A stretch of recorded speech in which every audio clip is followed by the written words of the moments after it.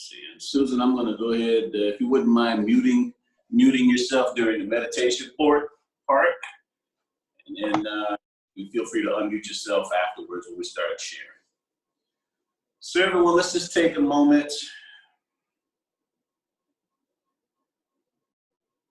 to be still, seated comfortably wherever you're seated, palms up or whatever, in whatever manner is comfortable to you. And allow yourself to move within.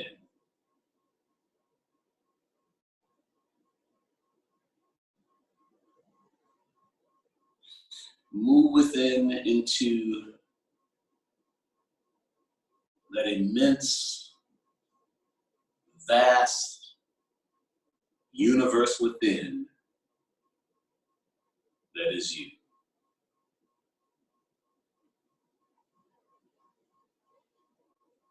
Where Holy Spirit abides. Where the God in you abides. Where we abide in oneness.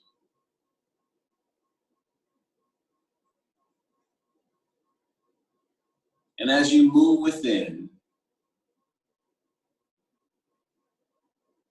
inward towards the loving, gentle presence of Holy Spirit within the blessed silence, allow the everyday busyness and agendas and schedules,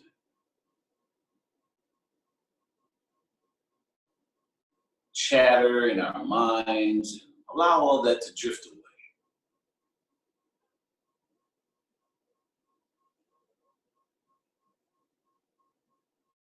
And just abide in peace,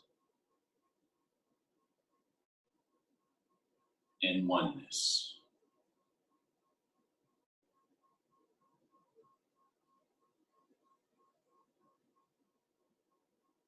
In the true space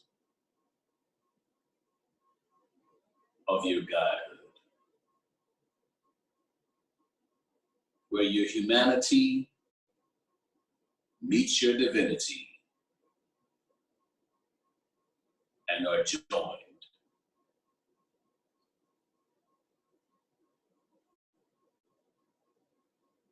And from that joining is birthed within the spark that is you, limitless potentiality.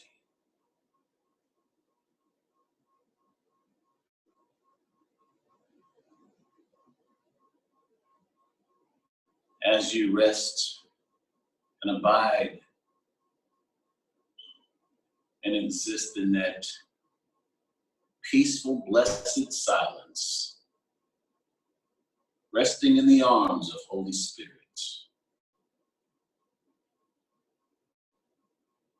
God's comforter, God's teacher. Know that you are now entering into oneness with spiritual mind.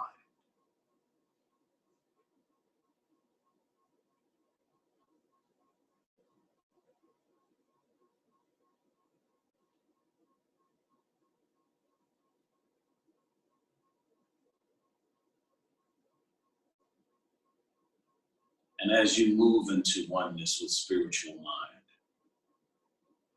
allow yourself to relinquish intellectual mind, which is the little mind. And so we release that little mind,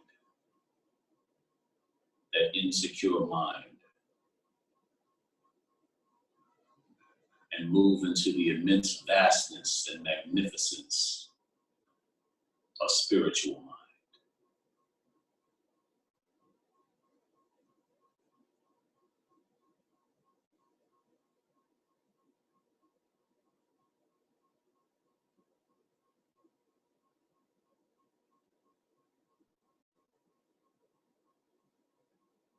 Enjoy the blessed silence. Enjoy the peace and stillness.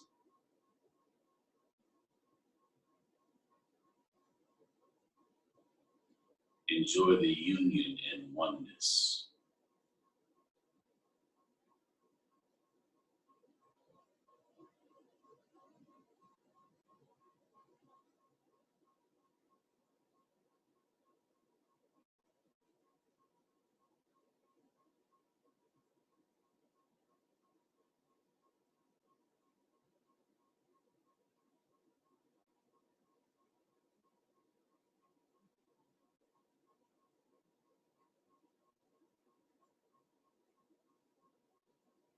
We welcome your presence, Holy Spirit.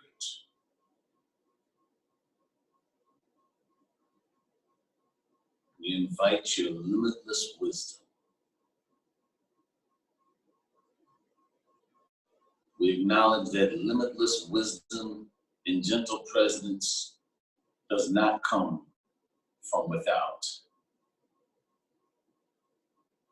but from within. For you live within us.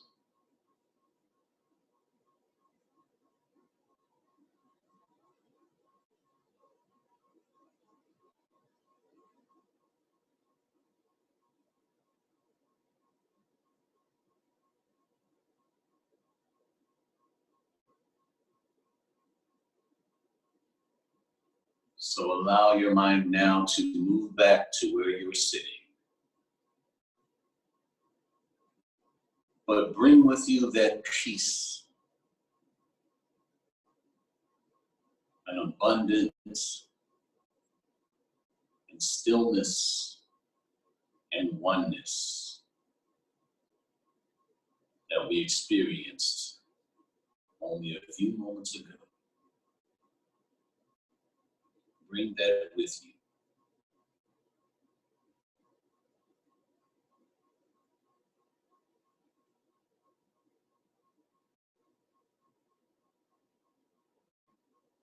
And as we prepare to begin our nightly Course in Miracles gathering, fellowship, brotherhood, and sisterhood, let us speak now the words of prayer to begin our meeting. I am here only to be truly helpful. I'm here only to be truly helpful. I am here to represent him who sent me. I'm here to represent him who sent me. I do not have to worry about what to say or what to do. I do not have to worry about what to say or what to do. For he who sent me will direct me. For he who sent me will direct me. I am content to be wherever he wishes. I am content to be wherever he wishes. Knowing he goes there with me. Knowing he goes there with me. I will be healed. I will be healed. As I let him teach me to heal. As I let him teach me to heal. And so it is. And so it is. Amen. Amen. All right. Okay.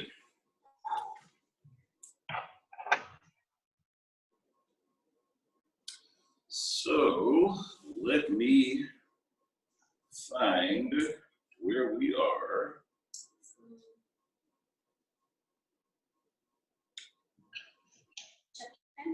Yep, we're on chapter 10. And chapter 10, the idols of sickness, part 5 or 6, depending on what version you have, the denial of God. Chapter 10, part 5 or 6, depending on the version you have, the denial of God. And we are starting on chapter 8. We actually finished on chapter 8, but I kind of want to start on chapter 8 just to kind of get that one. Paragraph. I'm sorry, paragraph. Sorry about that. Thank you. We're starting on paragraph 8. We finished on paragraph 8, but I want to start again on paragraph 8 to kind of get that running start. And so, Zeba, can you hear me? Uh-huh. Would Yes. you mind starting us off? Not at all. Do not look to the God of sickness for healing, but only to the God of love. For healing is the acknowledgement of Him. When you acknowledge Him, you will know that He has never ceased to acknowledge you, and that in His acknowledgement of you lies your being. You are not sick, and you cannot die. But you can confuse yourself with things that do. Remember, though, that to do this is blasphemy, for it means that you are looking without love on God in His creation, from which He cannot be separated. All right. Okay. So what do y'all think about that? I know we discussed it last week, but there's a lot has happened in 1 week. I mean, we got all of this COVID-19 thing going around, and hey, we're talking about the God of sickness. So what do you guys think about all that? Yeah.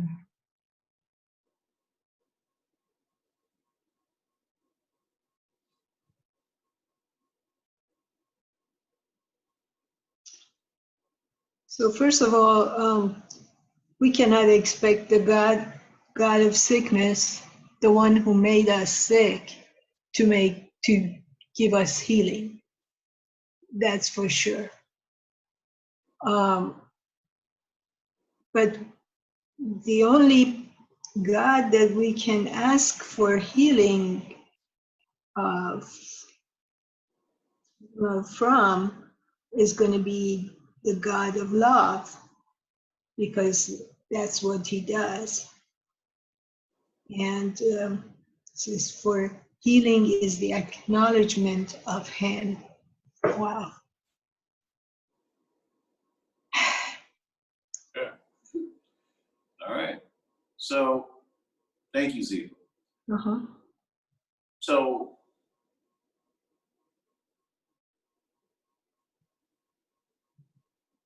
I'm trying to think how I really want to start what I'm about to say. So tell me something. Do you all think that with everything that we're seeing in the world today, that we're actually acknowledging God? I mean, collective. I'm referring to collectively. There's no finger pointing. Yeah. And I guess it's kind of even more difficult because we have so much distraction right now. Mm-hmm. Like getting in fear and people going crazy to the stores and so kind of we are even losing the point. Yeah, definitely disconnect.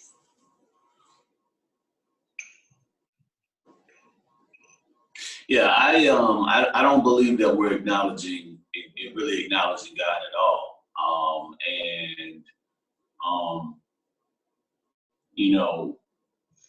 Over the past 2 weeks, and I've made comments to people that I know, I have seen nothing but an evidence of fear. Mm-hmm. I see fear in the media, fear when I get in my car and turn on the radio, I hear about it when I go to the store and see the empty shelves and stuff and things like that, and there's no mask and no hand sanitizer and no water and stuff like that. No going to a toilet. I see fear.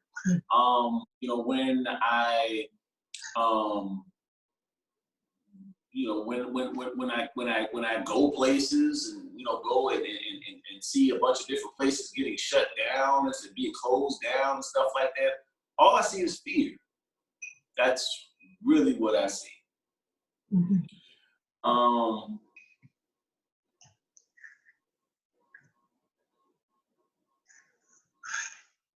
And I don't see the acknowledgement of God. I don't. So I'm sorry to interrupt you, but if we want to show our acknowledgement of God, that means we got to just uh, um, close our eyes on everything that is happening here. Like there's no sickness, okay, no coronavirus, no, you know, just pretend it doesn't exist. Okay, that's a good question, Ziba. I'm glad you asked that question. No, I'm not saying anything about what anybody should be doing. I'm not here to attempt to infringe on anyone's belief system whatsoever. Okay.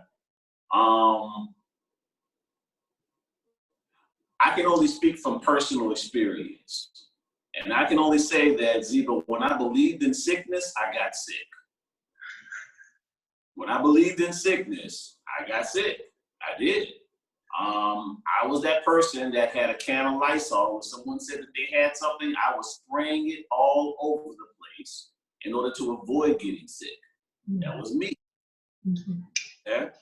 When I began reading A Course in Miracles, an idea came into my mind. And the only reason why I entertained that idea is because everything prior to that in A Course in Miracles had shown or had proven itself to be true in my life. When I first started reading A Course in Miracles, it seemed like it was an upside down world. It talked about if something is going on, it really wasn't the other person, it was really me. That was backwards for me. So it's kind of like in line with what Susan was talking about. It's something, it's an adjustment. That was backwards for me. Wait, you mean it's not the other person?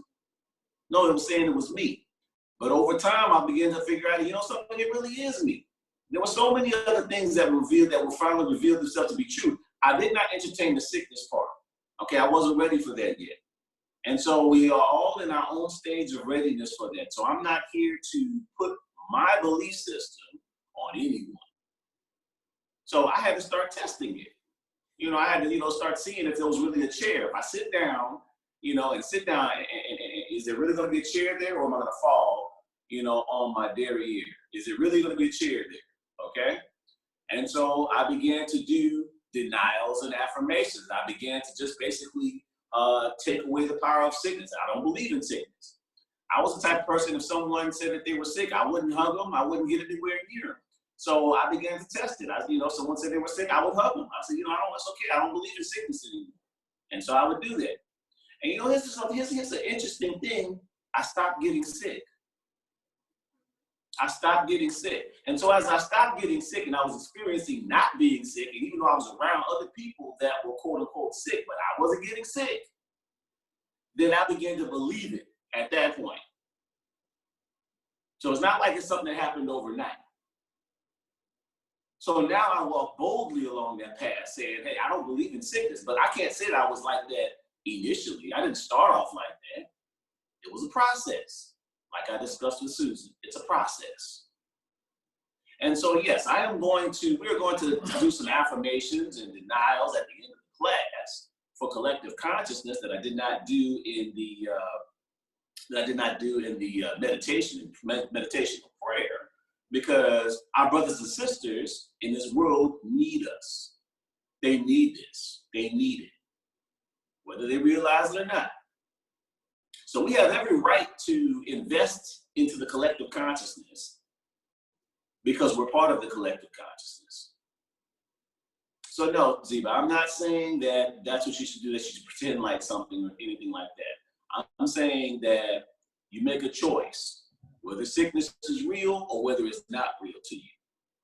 If it's real to you, then go ahead and do what you need to do to avoid getting sick. Take your medicine.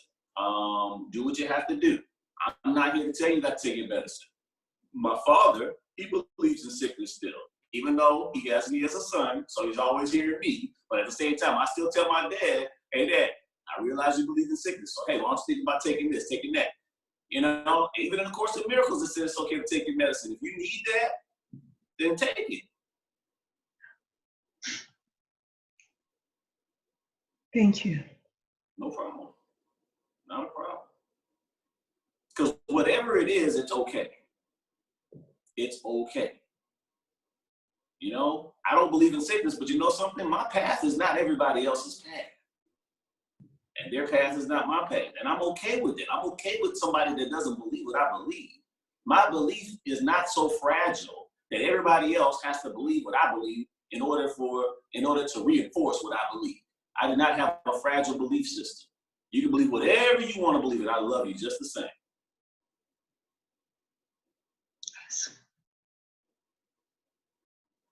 All right. So, any other comments about this, Susan? What do you think?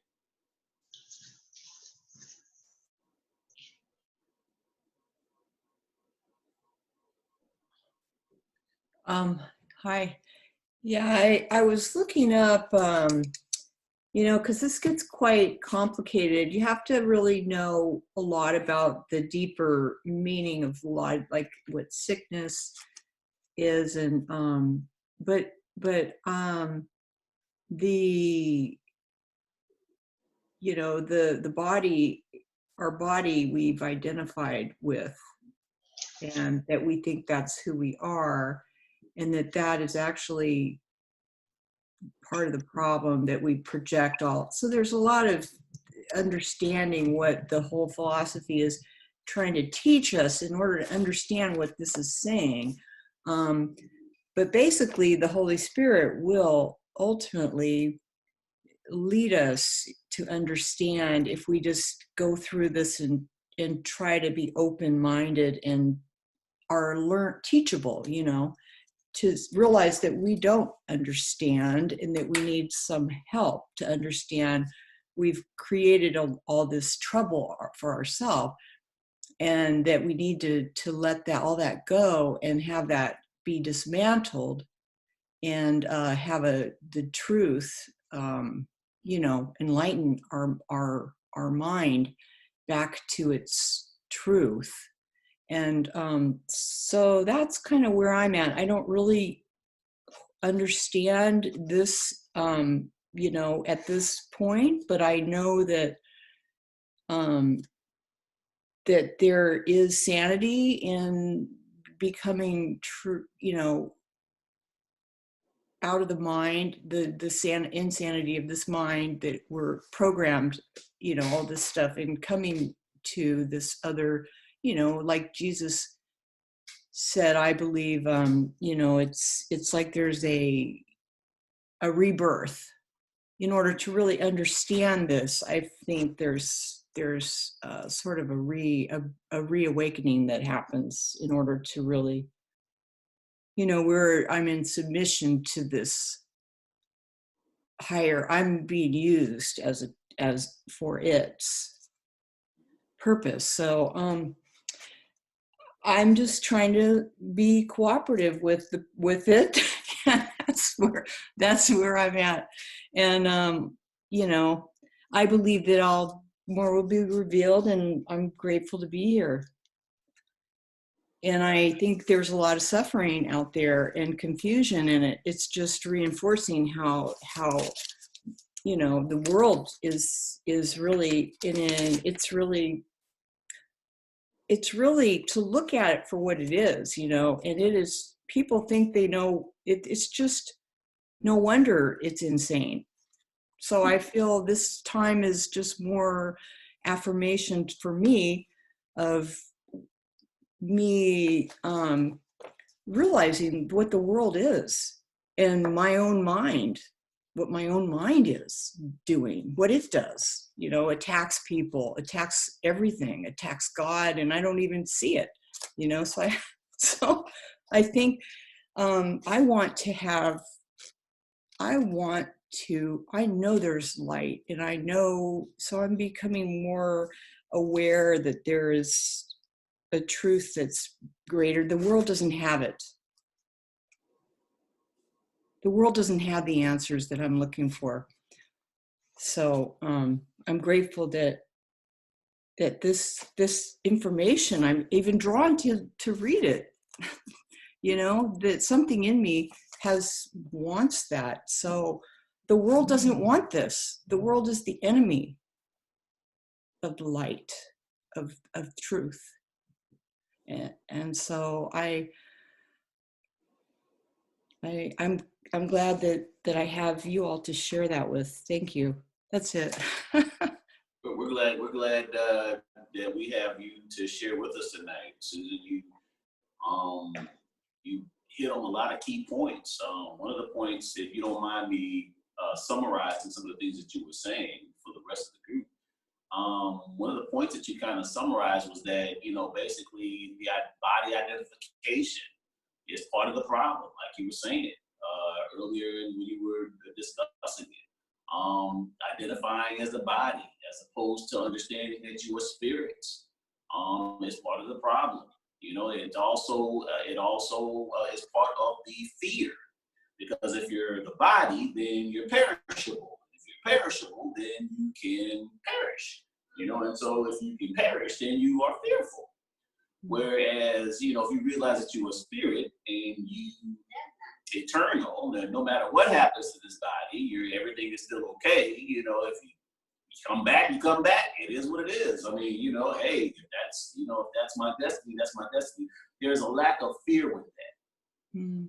Because fear contributes to the problem. And so I'm just kind of expounding on and piggybacking on some of the things that you contributed, Susan. And so thank you. And some of the other things that you were saying was, you're realizing that you're open to a new way of thinking is what I got from you also. Again, I'm just summarizing, I'm not using exact words that you use, but this is what I am inferring. And please correct me if I'm inferring anything wrong. And being open is what Holy Spirit needs. Because when you're not open, when you're closed-minded, and when you think you already know it all, you know everything, then Holy Spirit can't speak to you. You can't fill a cup that's already full. So, thank you, Susan.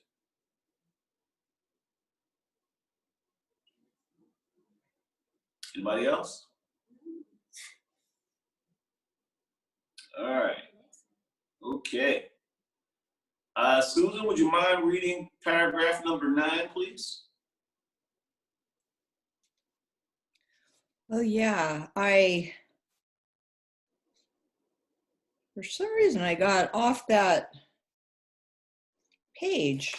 We were in chapter 10. Sorry. I was looking around trying to look for the definition of sickness. It's because anyway, that 290. Okay. I'm sorry, I've got to find my place again. What page is it, Ziba? You have the page? Yeah, what page is it? 191. 191, Susan. Yeah. 191, Susan. I'm almost there. Okay. 191. Okay. All right. So you're on paragraph 9. Okay. Only the eternal can be loved, for love does not die. What is of God is his forever, and you are of God. Would he allow himself to suffer? And would he offer his son anything that is not acceptable to him? If you will accept yourself as God created you, you will be incapable of suffering. Yet to do this, you must acknowledge him as your creator. This is not because you will be punished otherwise. It is merely because your acknowledgement of your Father is the acknowledgement of yourself as you are. Your Father created you holy without sin, holy without pain, and holy without suffering of any kind. If you deny him, you bring sin, pain, and suffering into your own mind because of the power he gave it. Your mind is capable of creating worlds, but it can also deny what it creates because it is free. Absolutely. What do you think about that?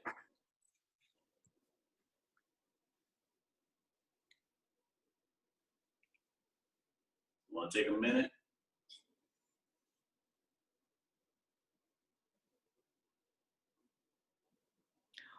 Well, I think that this is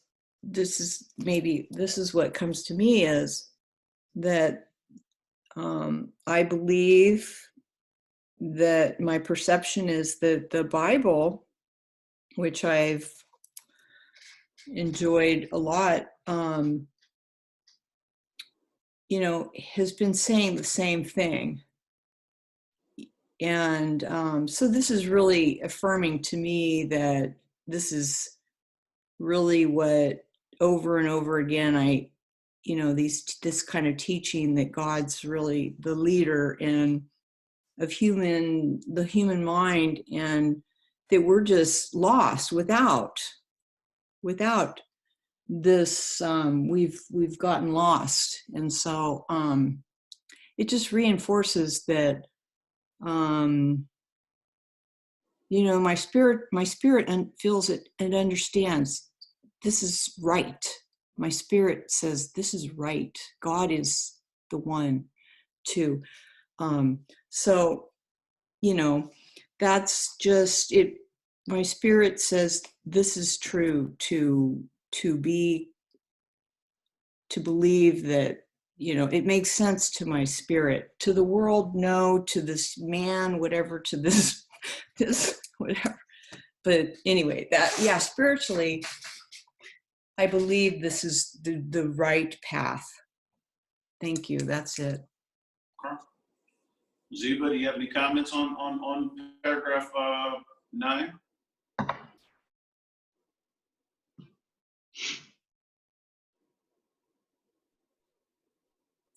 Ziba, are you there?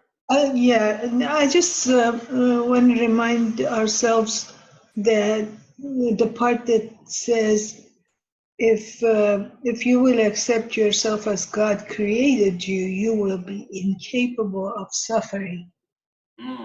Very good point, Ziba. Yeah, so it seems kind of unbelievable that we create all these suffering, all the suffering, just by denying who we really are and in what we were created in, by God. It just makes no sense. But we're doing it anyways. I like what you just pointed out. I also like sentence 11, and I'm going to expound on that in just a second. Your mind is capable of creating worlds, but it can also deny what it creates, because it is free. Okay? So whatever thoughts that you actually hold in your mind, I'm just going to give everybody the bare bones minimum and keep it really, really simple. Course in Miracles can sometimes seem a little complicated. But whatever thoughts that you actually hold in your mind, they become your truth. And I don't mean capital with a T, capital T, like an absolute truth, like God is everywhere present, like that's an absolute truth. That's real all the time. But it becomes real to you, because if you believe it, your mind makes it real. If you believe it, your mind makes it real. So let's just make sure that we understand that. If you believe it, your mind makes it real. Okay? Fear is not even real. Okay? Fear is defined as an absence of love. Okay? It's virtually an impossibility. It's an impossible situation. It's something that's not supposed to be able to exist, because if God is everywhere present and God is love, there should not be any place that fear cannot be. But you know something? As free, limitless beings, we can experience that which is impossible. We can experience fear. Separation is also impossible. We can experience separation. Yes, we can. Okay? Sickness and all these other things, we can experience anything. So, again, if you believe it, your mind makes it real. And you will experience that which you believe. The universe is only going to say, thy will be done. No matter what you believe in your thoughts and intentions, it's just going to say, thy will be done. It's not here to, attack you or put you in any circumstances. It's just going to give you more of what you believe. Thy will be done.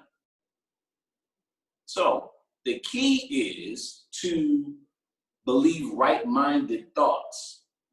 That's the trick, though, because it's about overcoming the fearful thoughts that we already had up to the point we started reading the Course in Miracles. So that's the trick right there, and that you got to, do something as far as the fearful thoughts that are already there, because those thoughts are still creating. We don't have a choice but to create. That's one thing that we can't do. That's what you can't do, is not create.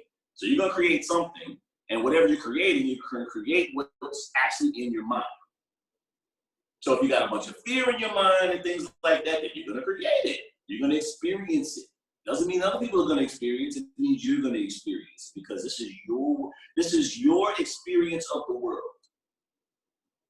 And the only person that can change your experience of the world is you. And that's how you can have two people that can experience the exact same thing, and one person will experience heaven and the other person will experience hell. This is, ABC. I mean, like I was to this painting party, and they were giving us instructions in how to paint it. And we have a sample of the painting inside. And it was around Christmas, so it was a pine, not like a kind of winter scene, pine with some snow. And it was like, how you call it, the boreal lights. I don't know, those stuff like the come like up north. So anyhow, so you could tell that, so we start doing it, and when we started looking to each other, like frames, we were like 20 people. None of them were alike. None of them they were alike. It was the person who makes the pantry, like the whole size of the frame, and another one make it like little, and another one put more green than yellow, all that kind of thing. So we were receiving the same instructions, and we were having the same sample to follow up. And we were perceiving different, so we were interpreting Exactly. different. Yep. So right there, that's the idea that we had, an interpretation of the same thing, totally different. We're not even someone a little bit alike. Exactly, Claudia. Exactly. Because each person's perception is unique. Exactly. Each person's perception is unique, but and that's the thing. See, your perception is how you experience the world, and that's what I mean. Every person's experience of the world is going to be based on the thought. See, if you don't have any thoughts, you can't perceive anything. You know what I mean? So you actually perceive through your thoughts. Your thoughts are how you interpret the world. That's how you interpret the world. It's through your thoughts. Okay, it's not through the eyes and through the ears like you may think. You interpret it through your thoughts. Without your thoughts, the eyes will get information, the ears will get information. It will just get blank information if you're not thinking. You see what I mean? But you still have to think and interpret the thoughts. And see, if you have a bunch of fearful thoughts, whatever you get, it's got to go through this filter of fearful thoughts that's already in your mind. And so the information becomes tainted. Yeah. Once it gets into your mind, it's filled with fearful thoughts. Okay, it's just regular information, but once it gets into your mind, which is filled with fearful thoughts, the information becomes tainted and you experience a fearful world. It's just ABC. And because of that, I told you one time this, I am so afraid, and I don't know, so I have these thoughts that are, like very insistent thoughts that I've even seen the things, I've even seen them manifesting the thing. I have proof of what I'm thinking, like I'm creating stuff, like, and I was aware of that. And immediately was saying, guess what, Mom? So I'm today alone in the school. My friends are not here, not the classmates, but her friends. Said, but you know what? They were saying yesterday, I think that I'm gonna get sick, and I'm gonna get sick, and I'm gonna get sick, and guess what, Mom? They got sick. And so now they have, with fever at home. So, yeah, but I don't believe in that, so I'm here. And they perceived that they were in danger, or they were, like all these media stuff. So they got sick even if it's not coronavirus, But they were seeing themselves like we can get sick. So the number one purpose of A Course in Miracles is to remove the fear. Okay?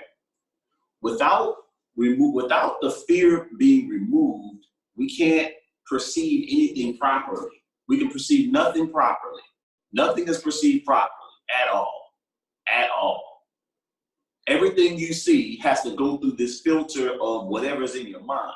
So that's why A Course in Miracles was brought into this world to help clean up that fear, so that way we could actually see a world that's already there, but we really can't see the world. That's why in many chapters it says, A Course in Miracles, you don't even really see the real world. That's what it means. You don't see the real world because it is going through this, call it a fear filter. A fear filter. That's what it's going through. All the information that you're getting from the world is going through a fear filter in your head, and so you're interpreting things fearfully. Based on your thoughts. Based on your thoughts. So that's what, that's what is so important, like the training of your mind, and that's what the exercise is helping. For me, they were helping the way that I perceive things by practicing those. So again, when we go to the coronavirus, that's what we're saying. Now understand that viruses and diseases and sickness and all these things are actually calls to action by our body to have us look at something that needs to change. It's just a call to action. That's all it is. It's a call to action. So, right. So collectively, we can look at the coronavirus as a call to action for everyone. Because something, it doesn't matter where you are individually, you're still part of the collective consciousness. So yeah, I don't believe in sickness individually as Stephen Fleming and, in this particular location and time and space and stuff like that, but that does not in any way mean that Stephen Fleming is not part of the collective consciousness. Stephen Fleming is part of the collective consciousness. And so it is my responsibility to do something about it. So do whatever it is that I need to do about it. Because if I'm perceiving fear, there's still some sort of fear that's within me. Okay? This is all there is to it. I'm still part of the collective consciousness. There's no way I can be separated from the collective consciousness. I'm not. So it's a call to action for me and for everyone. It's up to you to come for your own interpretation. I interpret it as a call to action. We came back again that I have a part of me because I'm perceiving. So I still, as a part of the collectiveness, I still have to ask for the correction of the healing of what it is in me that is been part of this collective perception. Exactly. And then I had to ask myself, well, why is it bothering you? Why does it bother you, Stephen? Why is it bothering you? Okay? It must be something that you need to work on if it's bothering you. You see all this coronavirus stuff like that, it's like annoying and stuff like that. It must be, hey, it's bothering you for a reason.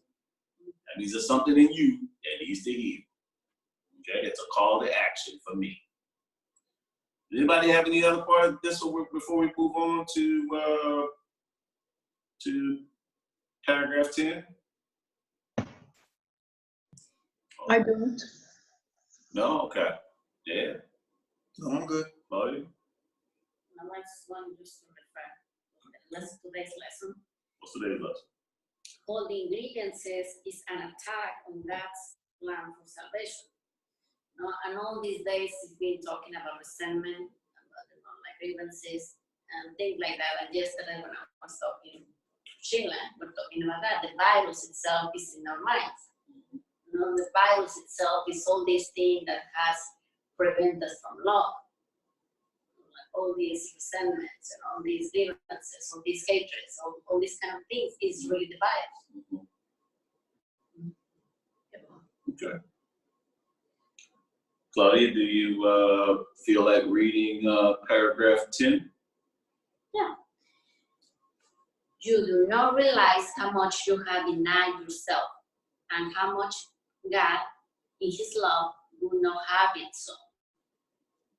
Yet He will not interfere with you, because He will not now, He could not know His Son if we were not free. To interfere with you will be to attack Himself, and God is not insane. When you deny Him, you are insane. Will you have Him share your insanity? God will never cease to love His Son, and His Son will never cease to love Him. That was the condition of His Son's creation, fixed forever in the mind of God. To know that is sanity, to deny it is insanity. God gave Himself to you in your creation, and His gifts are eternal. Will you deny yourself to Him? We do. Yeah, we do all the time. We do all the time. All the time. All the time. But back again, so it's difficult for us to realize that we are attempting against God, because we don't recognize God in our lives and within. So what do you all think about that? Zeba, Susan, Robert, Dad? See about that, Dad? Well,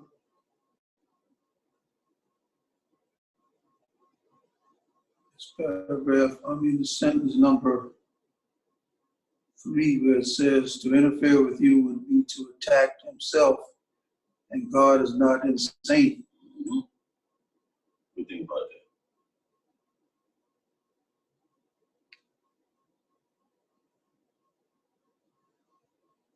Never thought of it that way, but as it says, when you deny Him, that means you are insane.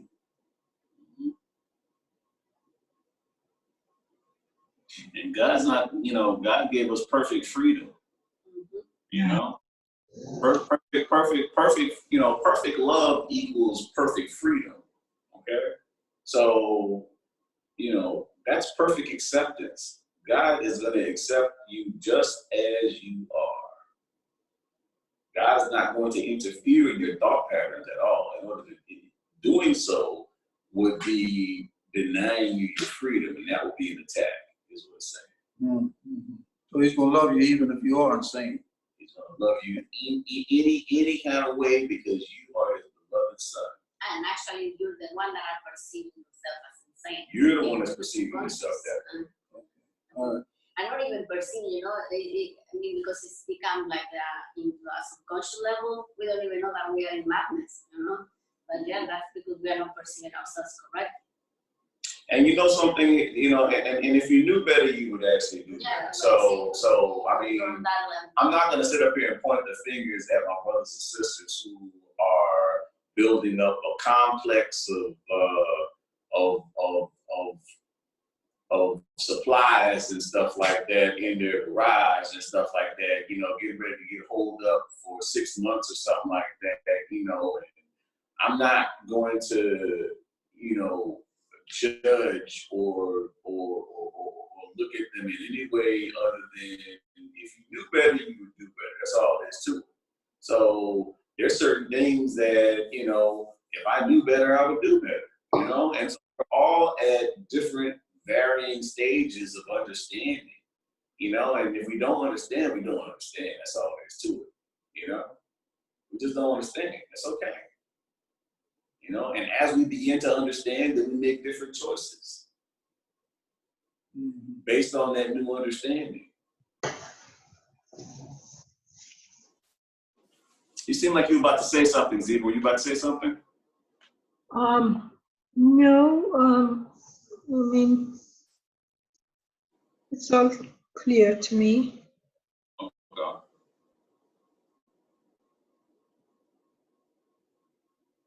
All right. So anybody else want to talk about this paragraph anymore? Everybody's good? Susan, are you good?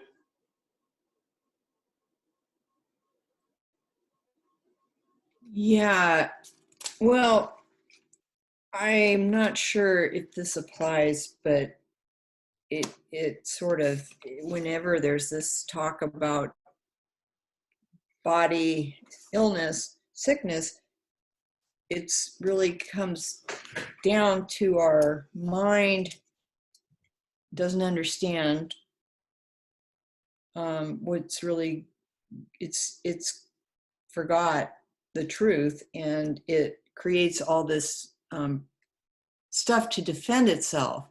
So it's, the sickness is a form of defending the insanity that is this false world that is going on, that is really not of God.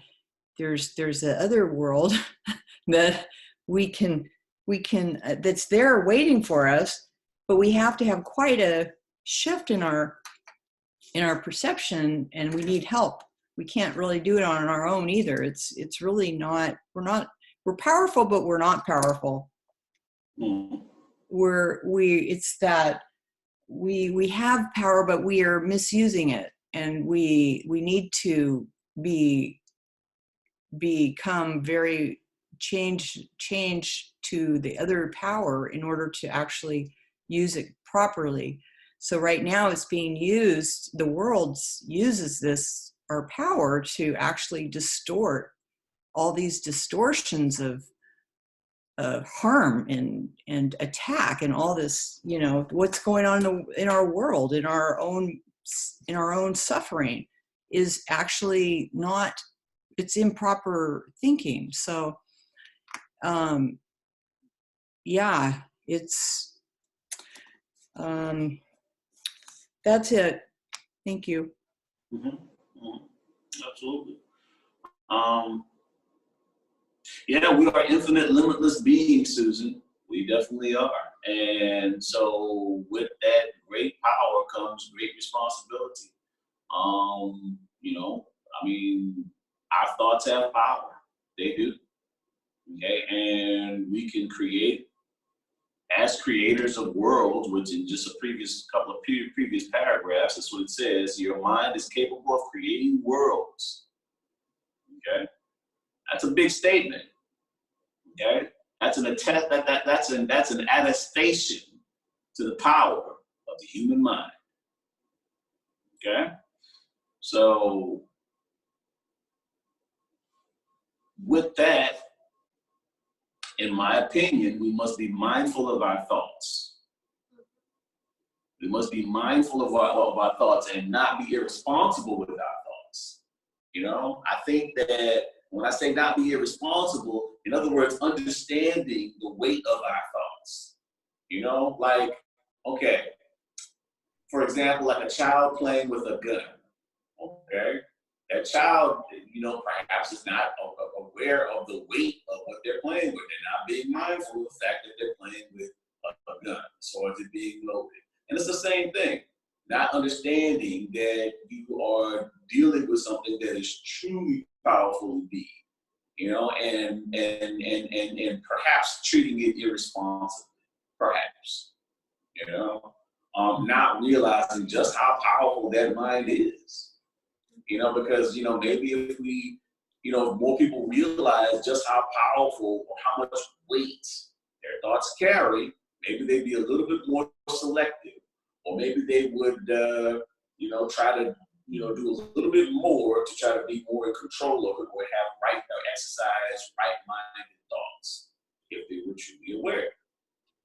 But again, it goes back to what I was saying. If you knew better, you would do better. Yes, thank you for pulling that out, because that it's really a positive. This is so positive. This is good news. That we actually aren't, as crazy as it is. I'm sure we all have our, everyone is in the world is aware. you know, in here, I'm sure maybe more than most would admit how insane this world is.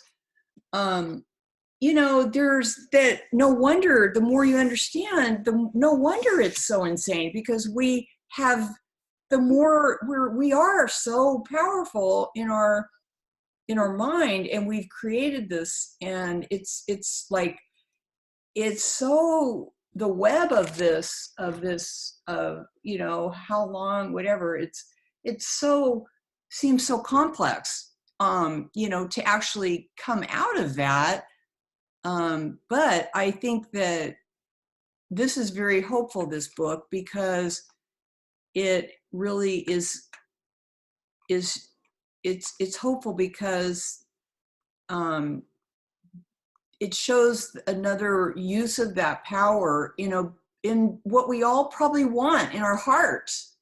What we all really, really want is there waiting for us. And there's many paths, like the book says, that can help us come back home to what we all really want, as union with our creator. But we don't really, maybe we don't, somehow we anyway. I just think that this is there, because, you know, there is a way back, or a way to, and to help others. So I feel that there's a very positive message, even though this is, it seems like a big web of, like, how do you come, if it's all so created, it's quite complex, you know. But there's more and more evidence. The more, I believe, in my experience, the more I really get guided. It's like I'm starting to get more evidence to support it. And I feel that's part of the path too. That happens, that starts happening, where it's not so airy-fairy. It starts becoming more of a reality, the more you keep going toward the light, or this truth that's in there. And I've experienced that, where, like, this, just finding this group is recognition of, I was asking, like, I need, anyway, it helps out there, but it's in another realm that we have to sort of come out of our own thinking we know the answer to everything. Or anyway, I just feel like this is a very hopeful book, because it's saying you have to, if you cooperate with the truth, you're gonna get better. And it's in us, in each of us. And that, to me, it's like, yeah, the more I connect with it, the more I realize it's true. It's there. It's there.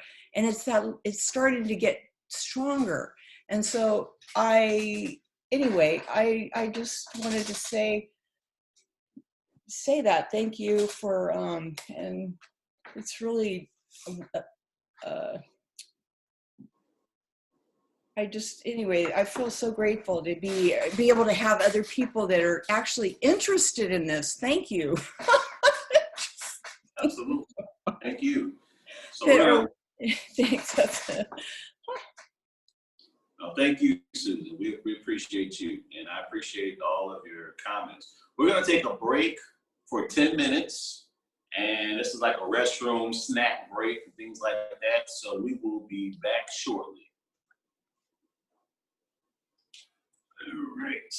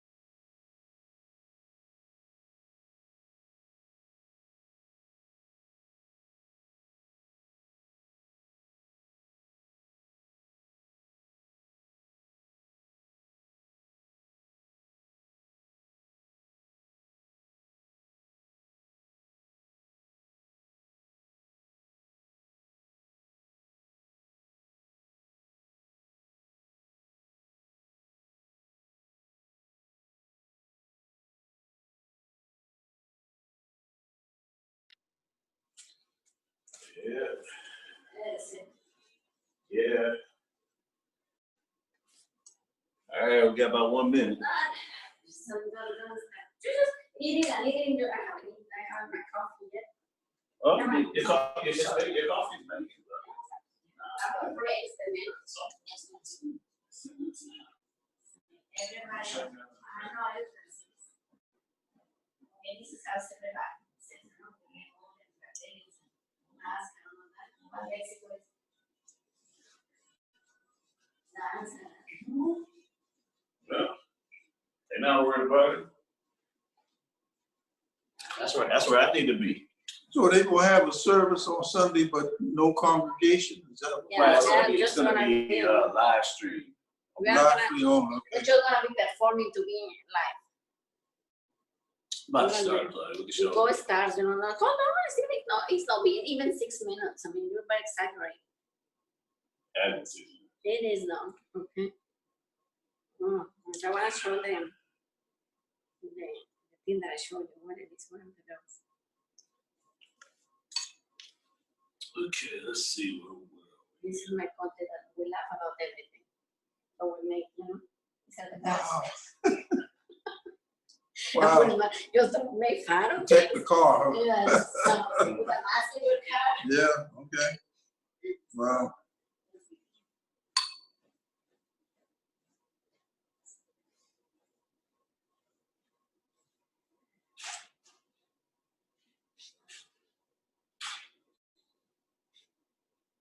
All right.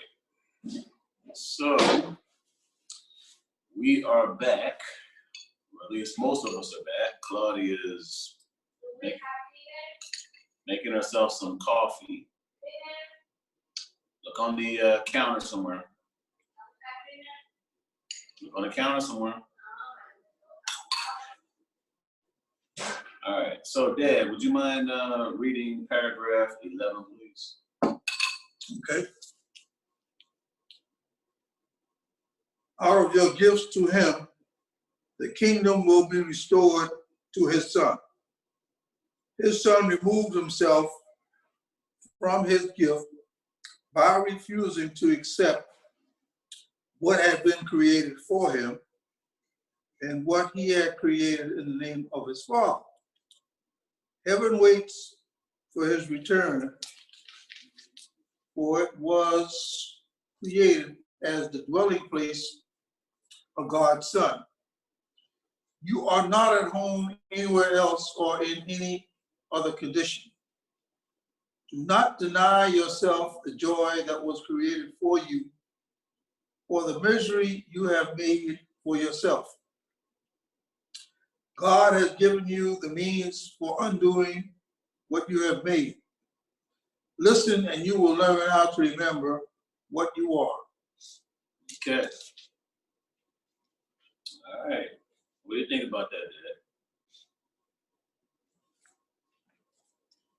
Let me think about this now. Okay.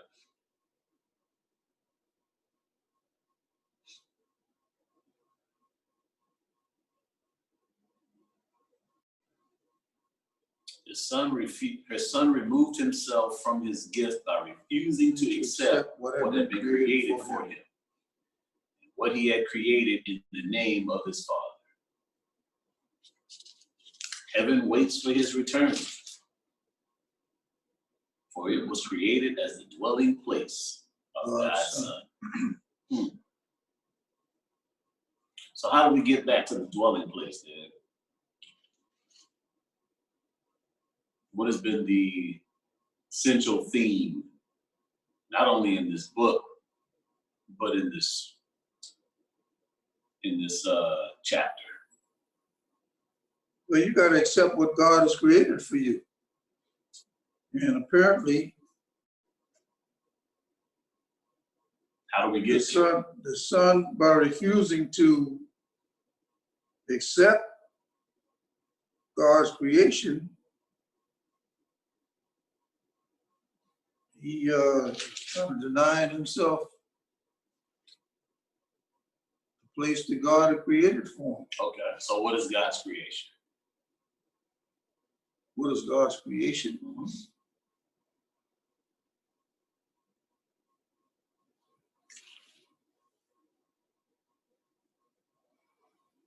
God's creation is love. Okay, all right, It's love. okay. So by refusing to accept that, we're not in the place that God created for us. All right, okay. We're not in that place of love.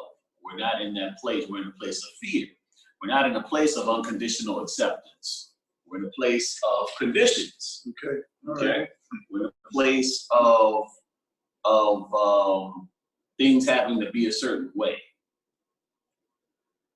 We're in a place of having prescriptions, as far as having a whole set of things that, a whole set of expectations that we have for people and events and circumstances and stuff like that. And people, events, and circumstances don't fall within the framework of what we think that they should do or be or things like that. These are conditions that we set forth. Then we don't experience love. You see what I mean? We experience a form of fear. We experience a So suffering. you're actually denying yourself love. Right. You're denying yourself the love. Because with love comes acceptance. Okay. So, like God accepts us exactly as we are. Even when we're in a fearful state, God still accepts us. Because God is love. And that's the dwelling place that God has for us.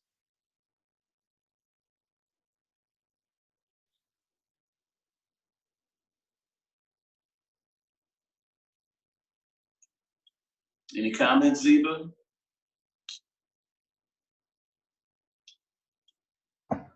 I'm sorry, I was on a telephone call, and I'm sorry, I did not follow.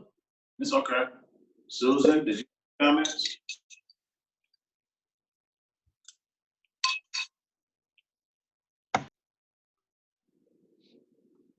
No, you guys covered it. Thanks. Sounds good.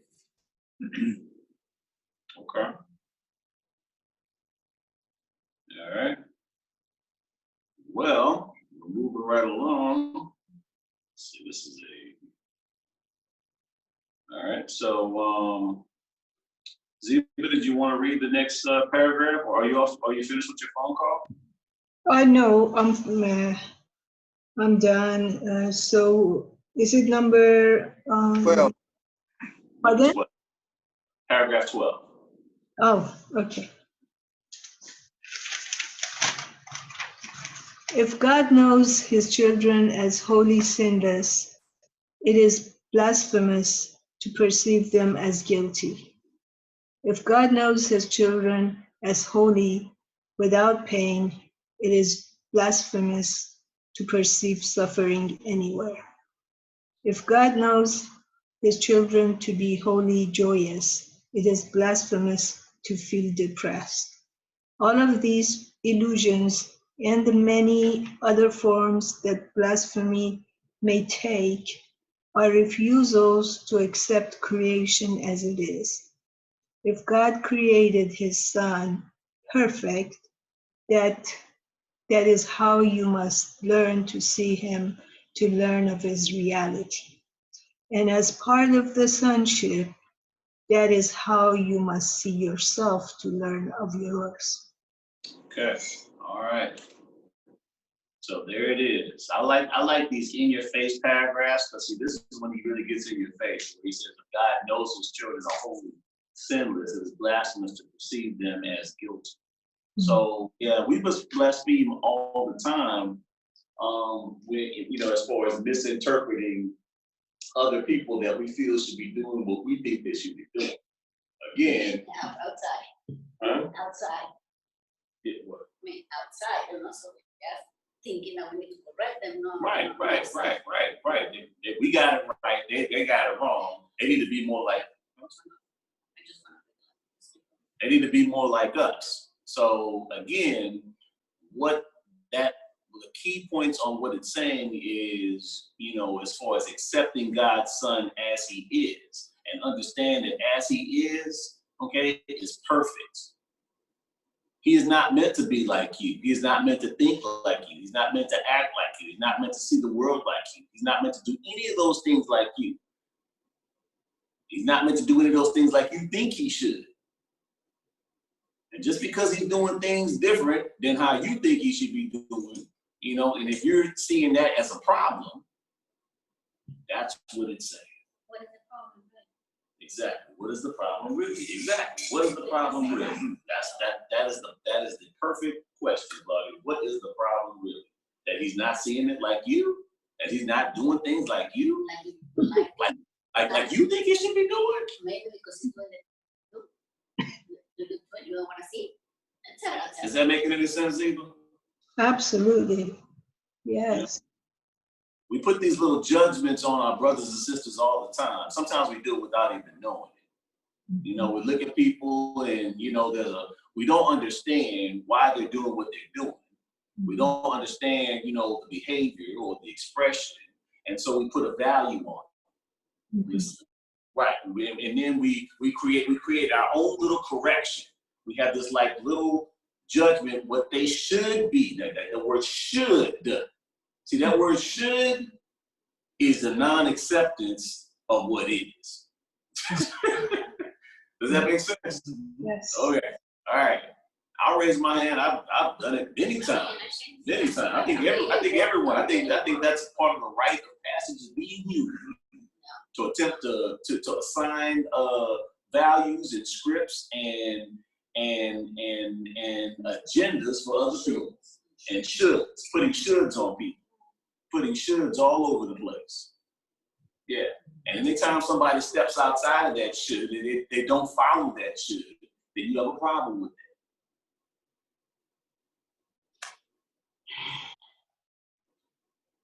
that. Doesn't sound very loving, does it? I mean, am I wrong? Does that sound lovely? No. I'm just, you know. And I think, you know, like, I mean, when that happened to me, I said, so I'm feeling this charge that you say, or this thing, something that is a home problem. That's a sign that I already step out, you know, like, am I judging something? So then I can, you know, kind of like look within and say, yeah, I'm judging, you know. I know when I'm not connected with love. Mm-hmm. And it usually is preceded by not understanding. You know, not understanding why you're witnessing something that you would not do if you were in their shoes. You know, it usually is preceded by that. You know, because usually, and people even say it, I just don't understand why, you know, and then they'll say what they're going to say. And then they're going to say what they're going to say. Well, you don't have to understand. You don't have to understand. Why does it have to have understanding for you? I mean, and I don't understand because I have a different perception, of course. You know, so I'm not going to understand why that person behaving this or that way because I'm not on his shoes or her shoes. And see, this person is, and see, now I know that the central theme is about sickness, but see, we have to get to the root cause of the sickness. Because remember, sickness is just a manifestation of something deeper. And so right now we're talking about that something deeper. Okay? So it comes with these little things that we're talking about when you should on everybody. You should on the whole world. And you assign your own, like your little dictator, you assign your own little prescriptions as far as what everybody should be doing so that the world can be a happier, better place. And we all have solutions and ways, right? Yeah. I mean, and we do a lot of that. I mean, with the main figure, like politicians, he should be this, he should be your teacher. Yeah, politicians get that a lot. Correct, everybody, but not us. There is always out there. Right. Yeah. And that's what I'm saying. So what we talk about here in this study group, we talk about practicality, ways that we can actually practice being in the love, being in the acceptance and stuff like that. Okay? Not just talking about A Course in Miracles from the standpoint of the theoretical or explaining it and stuff like that, but actually bringing it into the practicality. Okay, so how can I exercise being in the love for my brother and sister? Okay, stop shoulding on them all the time. Stop prescribing what they should be doing. You're not their director. You're not their boss. You don't control them. They are free. They're free just like you're free. They're free to express exactly as God created them to express. And whatever they do is okay. Whatever they do is okay. Whatever they do is okay. And that is being in love. I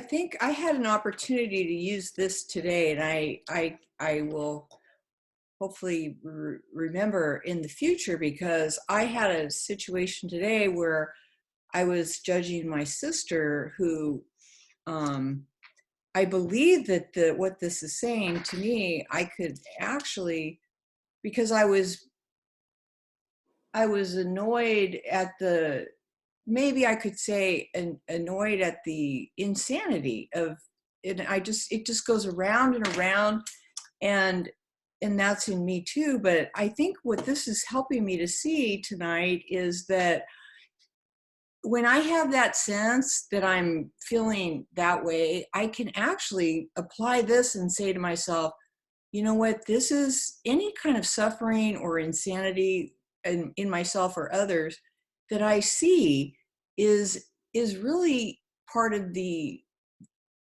illusion, or it's really part of the illusion. And to claim the truth is that God's, that we're all holy, and just to be, ask for divine help to guide me what to say, instead of going into my own mind of like how I'm so omniscient I can fix someone else. Like, really, I don't know where it's going into this, my own loop of not really being helpful in any my thoughts. And so I can actually come into this, what this is saying is recognize the illusion for what it is in myself or others, and really see it and say what it is to myself, and then to say that the truth is the truth, and it's saying the truth is, it's right here. So I can align with it. Says you need to see yourself that way, you need to see others this way, and start, it takes, anyway, that I feel is very helpful to me, to see this is the way to look at the world and to look at suffering in myself and others, instead of these loops that I go into that are really just part of the problem, and actually try to come into alignment with what the solution is. So this is, I don't know if that makes sense, but Makes perfect that's sense. it. Good. And I'm not, and when I say, oh, I'm going to claim the truth, that's really God's. I can't even comprehend the truth. I use that loosely when I say that. It's like, just turn it over, like God's saying that you're holy and your brothers and sisters are holy. And that's all I need to know at this point. And to accept that's reality, and that we are, that's the truth. And start thinking that way, to start integrate. Anyway, thank you. I appreciate letting me share. Absolutely. Absolutely. Thank you for sharing. I want to add something. Yeah, so one of the things that were for me a point of realization is, like, I found myself, like, when I judge, when I see, just an example, if I see that my daughter is, like unorganized or something, every time when I make a judgment, it's like if I make her a prisoner, so I keep seeing her like that, and of course, I'm not gonna see something different, and I'm not gonna see the truth.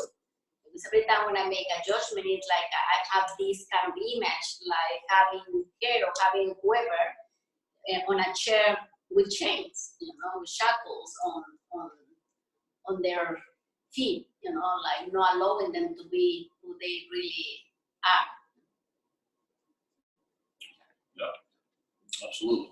So I'm reinforcing that, and in my perception, I'm gonna keep seeing that, and and I'm not being loving, because I'm not allowing them to be, the beauty that they really are. Well, Am I missing that chance also? You know, the world is not what it seems. And so, you know, if you try to look at the world and look at your brothers and sisters and interpret it from your own understanding of how you were created to be, you're gonna miss out on something. Okay, you're gonna miss out on it because, and that's what it's saying. It's basically saying, look upon the world with the eyes of acceptance and just allow. Look upon the world with the eyes of acceptance, and then you will see the real world. You look upon the world and relinquish any desire to be right. Okay, that's not acceptance. That's a desire to be right. You look upon the world and relinquish any desire to have things go your way. Okay, that's not acceptance because you want things to go your way. Okay, if you look upon the world and relinquish any desire to have people be as you would have them be, that's not acceptance again. So if you want true peace, look upon the world with eyes of acceptance and allow the world to be as it is, free. Even it looks whatever it looks. No matter what kind of way, because you know something, you just don't understand it. That's so. Just because you don't understand it doesn't make it bad. You may not understand it. True enough, you may not understand it, and some things you don't need to understand. But this is the Holy Son of God, just like you are. Make no mistake, there's some certain people that look at you and they think the same thing, and you don't even know. And they look upon you and I just don't understand. Why Stephen is the way he is. Trust me, there are. You know, and it's okay because my journey is not supposed to make sense to them. And we all have an important part in this journey. In our parts are all woven into the fabric of what is to become our human history. And just understand that it's not going to make any sense. Chances are it's not going to make any sense. But can you look upon it and accept it anyway and love it as it is? Because if you can't, that is the source of all suffering. That's in the Course in Miracles. Source of all suffering is the desire to have things in a certain way as opposed to the way they actually are. Source of all suffering. I want things my way. The world should be this way. People should be like this. You know? And that's what we see. That's what we see. This whole polarization in this country. That is, and that's why we're experiencing, manifestation of it, as far as in one form or another. One form is this coronavirus thing. It's a manifestation of the polarization. And it's not just in this country, it's in this world. And it's just basically a call to action. It's a call to action. So.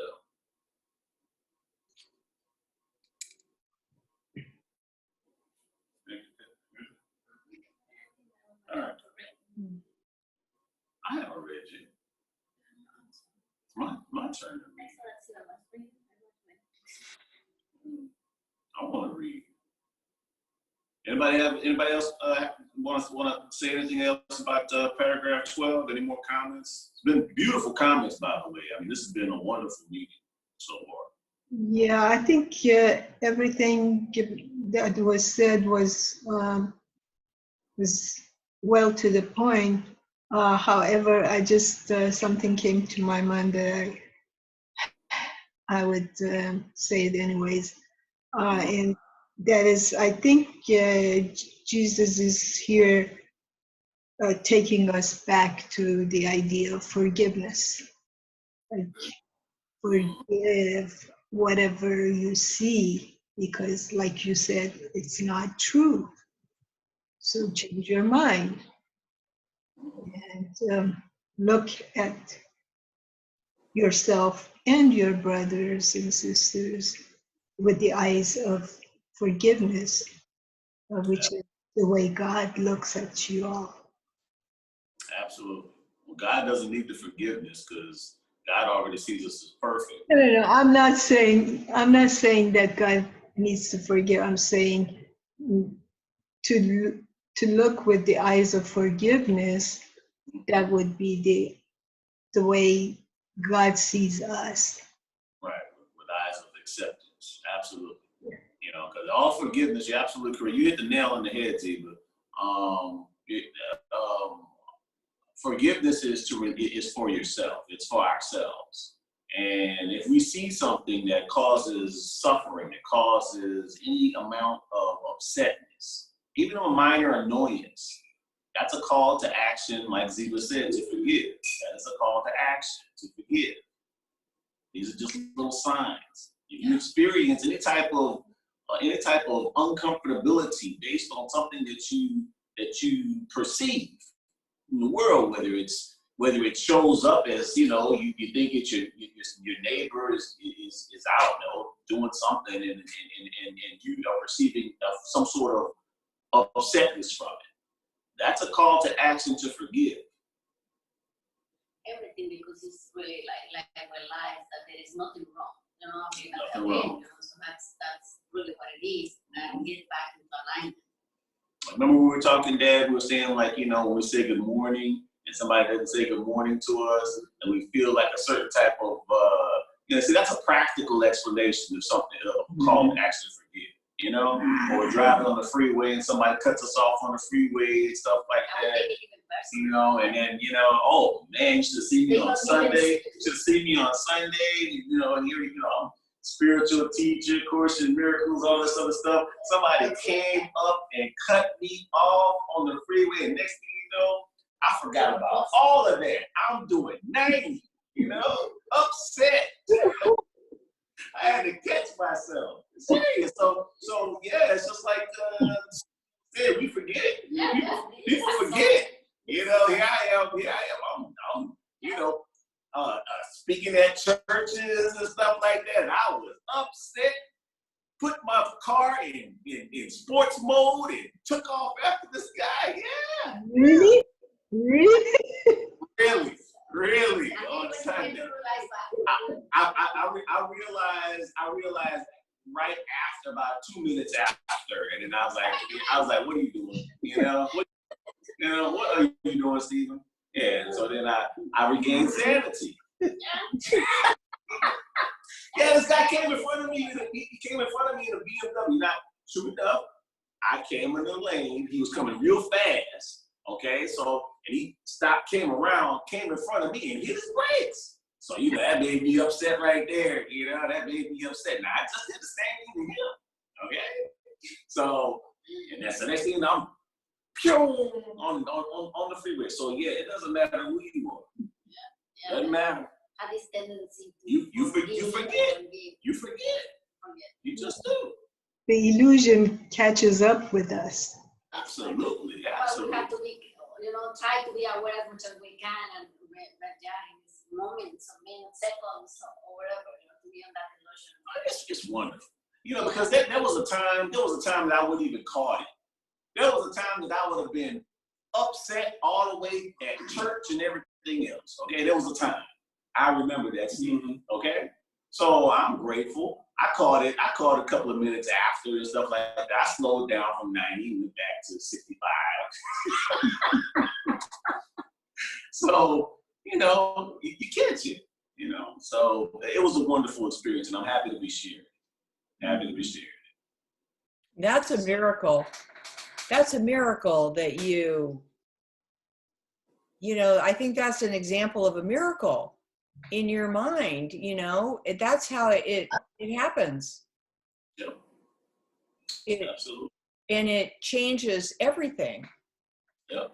It's beautiful. Thank you for, a lot of people you can't even talk about stuff like that because they can't even comprehend what you just said. So I appreciate when we're working on this stuff, we start, it's like cleaning up our own internal, and that how important, like you said, we're affecting the world, and to see we're powerful creators, and if we are just behaving these ways that are so infant, you know, and we just these little things like that, how important those little things are, and how it impacts the whole world. These kind of, so that's thank you for sharing that. Absolutely, my pleasure, Susan. Yeah. All right. So, everybody ready to move on to 13? Yes. All right, here we go. I'm going to read. So, all right. Do not perceive anything God did not create, or you are denying him. His is the only fatherhood, and it is yours only because he has given it to you. Your gifts to yourself are meaningless, but your gifts to your creations are like his, because they are given in his name. That is why your creations are as real as his. Yet the real fatherhood must be acknowledged if the real son is to be known. You believe that the sick things you have made are your real creations because you believe that the sick images you perceive are the sons of God. Only if you accept the fatherhood of God will you have anything, because his fatherhood gave you everything. That is why to deny him is to deny yourself.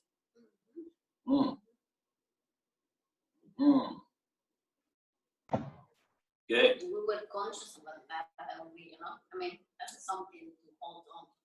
Now, there's a number of ways we can go with this, with talking about this. You know, we could keep it, you know, completely practical. We can go deep with this, you know, stuff like that. We can talk about what are some of your creations, what are you really the father of, but then you have to actually be able to look at yourself in a certain way. So how do we want to talk about this first? So any suggestions, any comments or anything like that?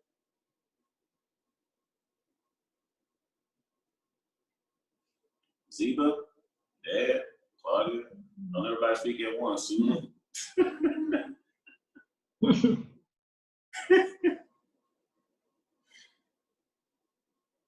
We're almost done, you guys. We got one more paragraph and we'll be done with this, with the whole chapter. Yeah. Well, you know, it kind of explains how we can see sick bodies right here, because of it's all in our head, you know. It's not out there. We think this way. That's where sickness is, in our own mind. Actually, I never really thought of that, but right, it's saying number 6, you believe that the sick things you've made are your real wait a minute, because you believe that the sick images you perceive are the sons of God. And anyway, so if we clean up our thinking, that gets removed. I'm you know, it's these creations, it's in our own mind, you know, that people are sick, that people are, you know, sickness in ourselves or others. I never really thought of it like that we create other people too. Like yeah, that makes sense though. I mean, we're creating attack, everything, like in our own, we think it's out there, but we're projecting it. Yep. You want to know who you're creating? I can tell you who you're creating, because I'm speaking to the real, I'm speaking to the God in you. You want to know who you're creating? Susan? Yeah. Okay, yes. You're creating Susan. Because Susan is a personality that was created, I don't know how old the personality, I don't know when you were born, but you were eternal. You existed before Susan. So Susan is being created. Susan is being brought into alignment with who you really are. So, The person with the individual, with the personality of Susan is actually being brought into alignment with you, the fatherhood, which is you are spirit.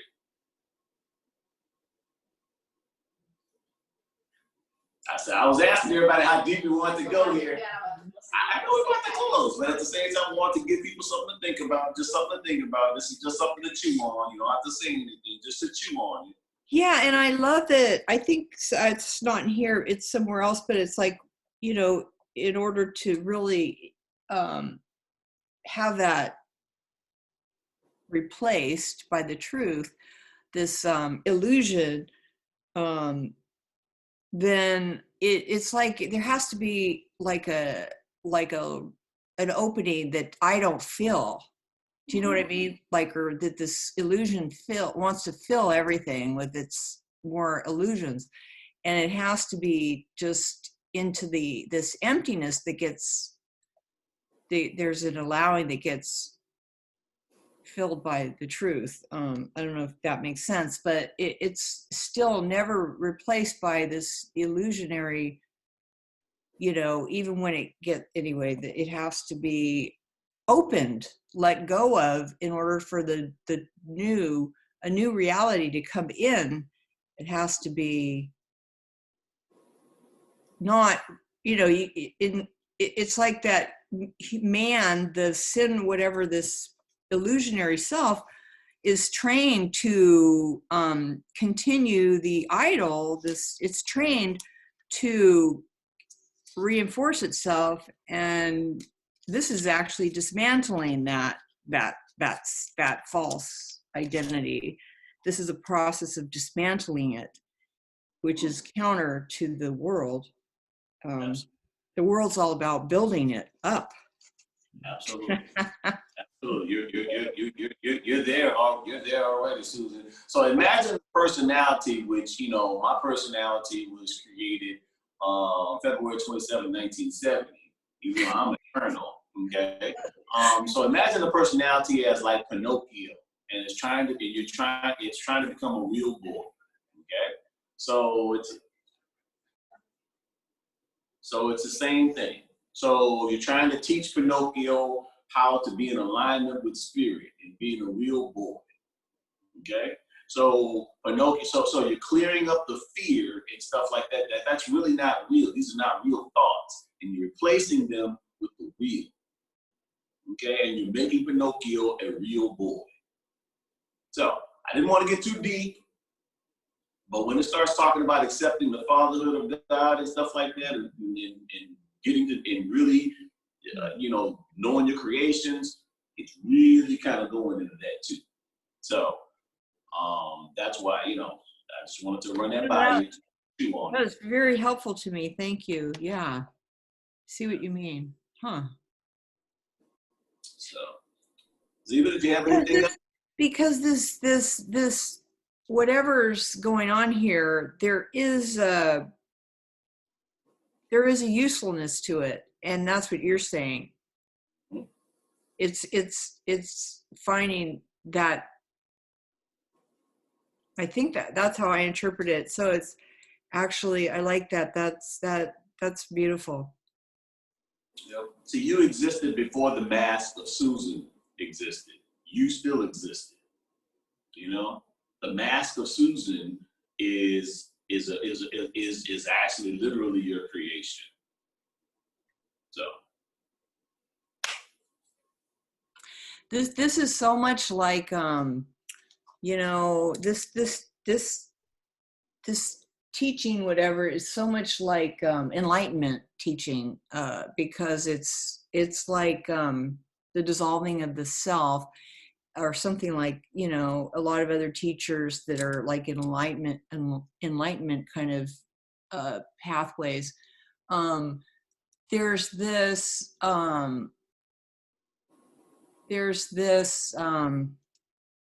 like you become okay with that, like you don't attach, like there's so much attachment to this body, is the problem, and that the true self, it really isn't attached. And so it's like this being in the world but not of the world. And the more it's like the body, there's just this creates that ability to be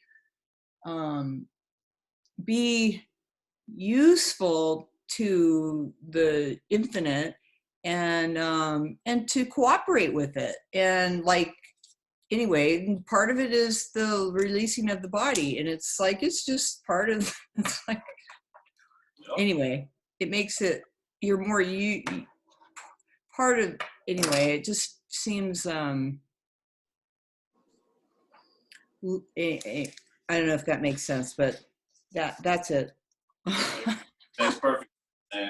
And Claudia forwarded me your contact information, Susan. So and I'll forward mine to you as well. So if you ever have any questions or anything like that, please do not hesitate. I say this to everyone. Please do not hesitate. Thank you. Yeah, absolutely. You were texting this, Susan, by the way, so I want you, this is my number, so you can have it too. I'm Claudia. I was the one that was texting you back. Okay. Thank you.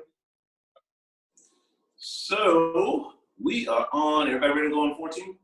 Yeah. Last one. Yeah. Yeah. You want me to read it? Yeah. Sure. Take us home. All right.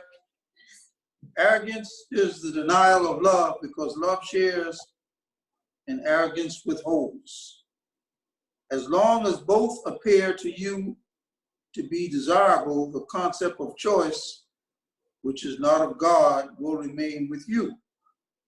While this is not true in eternity, it is true in time, so that while time lasts in your mind, there will be choices. Time itself is your choice. If you would remember eternity, you must look only on the eternal.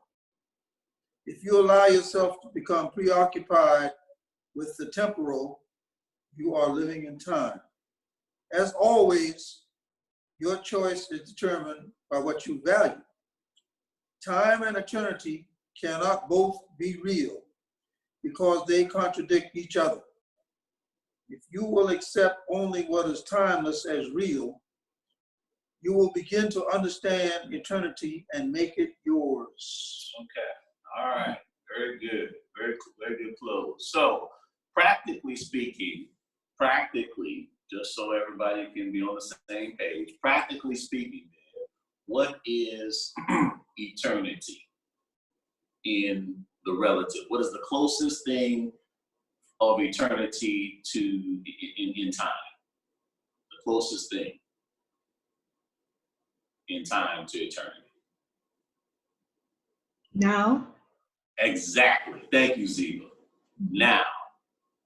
Not with your mind in the future, In the present. and not dwelling in the past. In the now, where your power is.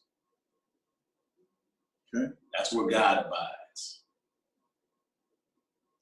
Acceptance. Past is history, the future is a mystery. The only thing that is important is now. Present. The present moment. Making the most of the present moment. Being present in each and every moment.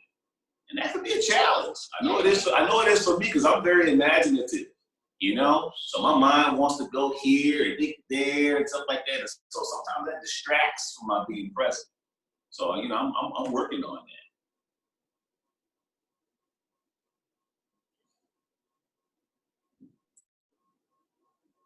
that. Any other comments on 14 on the last paragraph? Yes. The concept of choice, and seems like Jesus is refuting that there is a choice that we can make. Am I understanding it correctly? You're talking about when he says time itself is your choice? No, from the very beginning, where number 2, As long as both appear to you to be desirable, the concept of choice, which is not of God, will remain with you. You gotta go back before then. Arrogance is the denial of love, because love shares and arrogance withholds.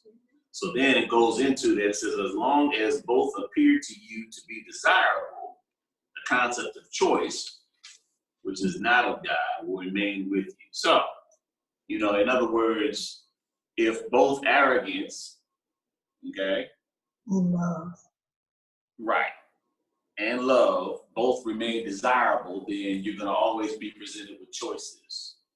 So there won't be any choice, because once you choose love all the time, Yes. there won't be any choice, because you're just going to be living in that love.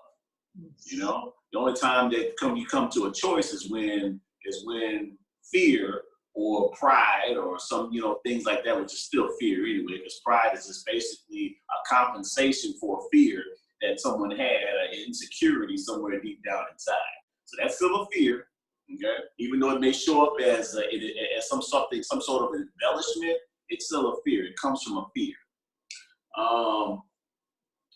So as long as you still have both of them that are appealing, then yeah, you are going to come to a choice. Does that make sense? Yeah, right. But then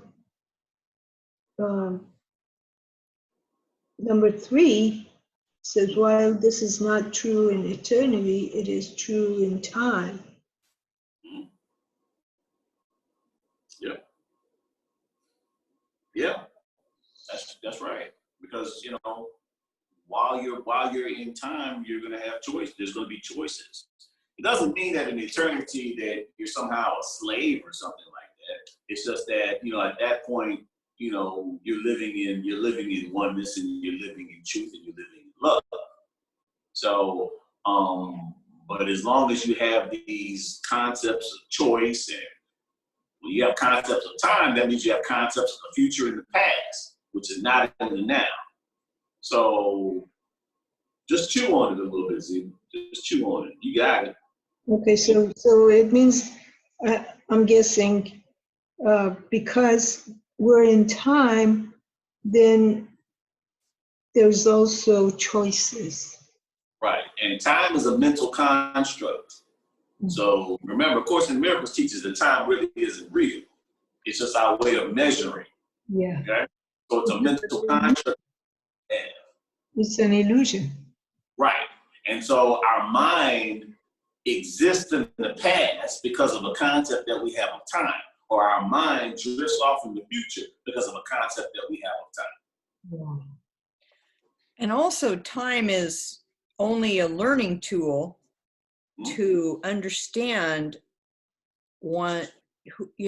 either we come into alignment with love, and then it falls away. We won't need time anymore because we're learning the difference. That's why we need time to choose in order to learn the difference.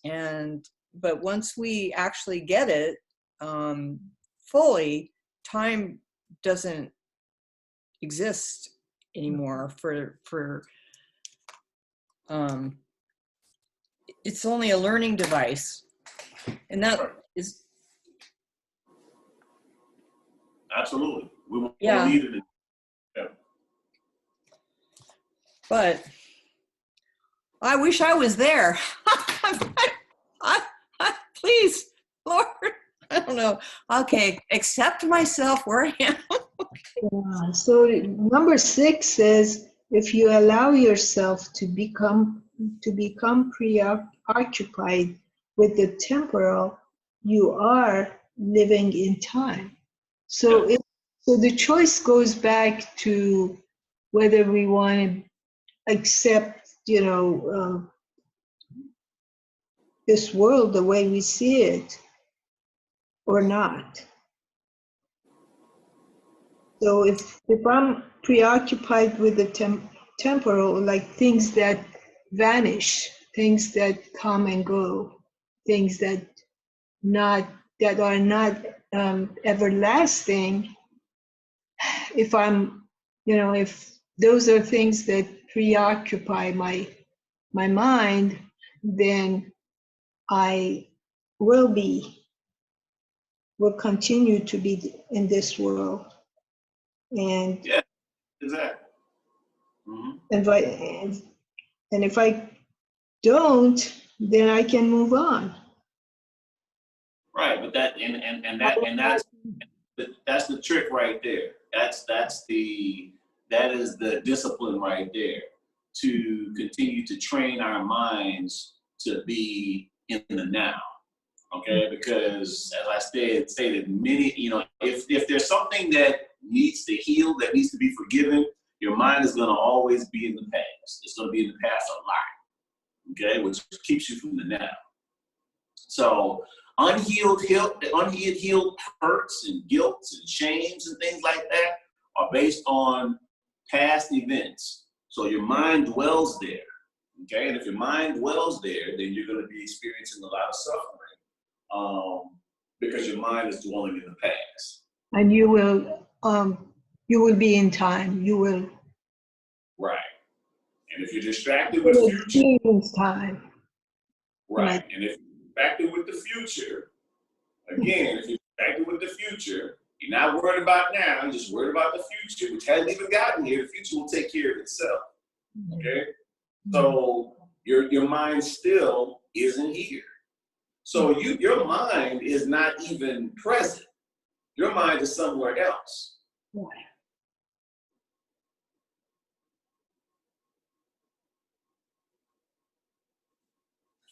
Maybe it is saying that, and I haven't read enough of it, but it almost, it does sound like we could be here. It's a state of mind. We could actually be here, because it's really up to the Holy Spirit to let us know when it's time to go. So we could be here, so that while time lasts in your mind, there will be choices. So it's kind of implying that it's a state of mind that maybe if our mind is not there, we might not be in time. We would be here. And it sounds like it is possible to be here and not exist in that,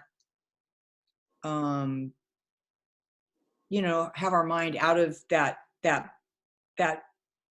we've completely gone to love, and we're one with the love. So there's really no choice other than love. It's always in alignment with love. When we're not in time, it takes us out of time. When we're always choosing love, isn't that kind? It's like love is, there's no choice when you're so aligned with love. That's okay. I mean, it's really all relative, Susan and Ziba. It's all relative. So, it's been covering a lot of different things. Like it's been covering, for example, non-acceptance of your brother, non-acceptance of things, which leads to suffering and stuff like that. But it's all relative.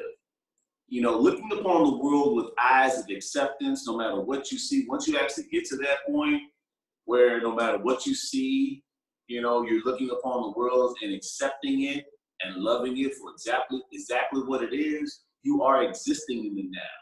It's relative, you're existing in the now. You don't have to place a whole bunch of emphasis and focus on existing in the now, because your mind is just in the now.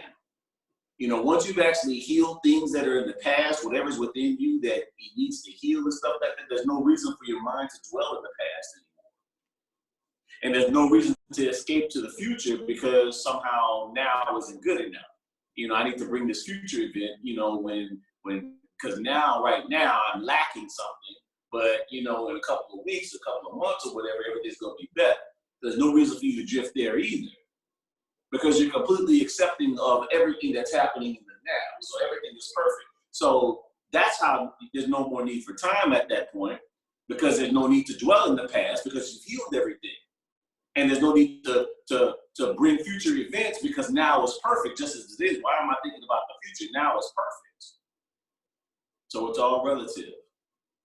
Total acceptance, you come out of time. There's no focusing on it. You don't have to try. Once you actually are able to achieve complete and total acceptance for everything in the now exactly as it is, time stops for you. Thank you. Mhm. All right. So this concludes another wonderfully illuminating evening of Course in Miracles. And I would like to pray for collective consciousness, because there's a lot of fear, that I perceive. So, hey, that means I got to heal something in me. There's a lot of fear that I perceive in collective consciousness, and in society. I look at social media and the news and stuff like that. So, so let's all pray and close out. And so, as we conclude this wonderfully illuminating evening of A Course in Miracles, we just allow ourselves to just be in the gratitude for now, for what was experienced in this meeting, which leaves us with a feeling of gratitude now. A gratitude for all that there is, a gratitude that knows that as we look upon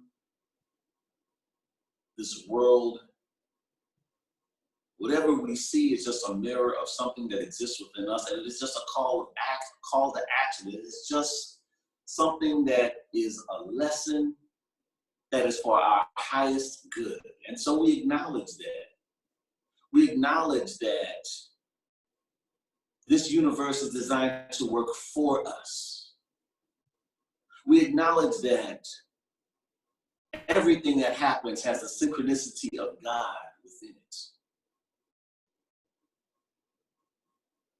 pushing us forward to new understandings, new insights and concepts and realizations of oneness and truth and love and peace and all that we are. And as children of God, we realize that we are a part, not only of God, but of each other. For God is in all of us, and there is only God. And so through the power invested in us, do we forgive, release, surrender, and let go from collective consciousness of any false concepts, false beliefs, false ideas that do not accept, embrace, identify, and express all that we are? For we affirm that we are love, we are Christ, we are children of God. And we forgive, release, surrender, and let go of any thoughts or beliefs or investments in fear or fear-based concepts of any kind. We renounce and eliminate from our consciousness any thoughts or beliefs or investments in fear or fear-based concepts of any kind. We deny the power of any thoughts of fear or fear-based concepts of having a hold of a collective consciousness.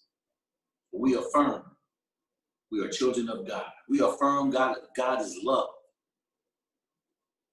And we affirm that which God is, fear cannot be.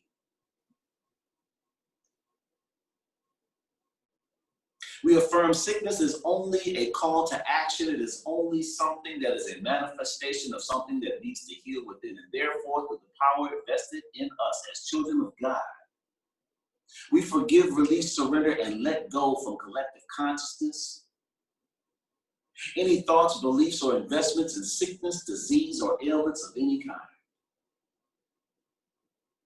We renounce and eliminate from collective consciousness any thoughts or beliefs or investments in sickness, disease, or ailments of any kind.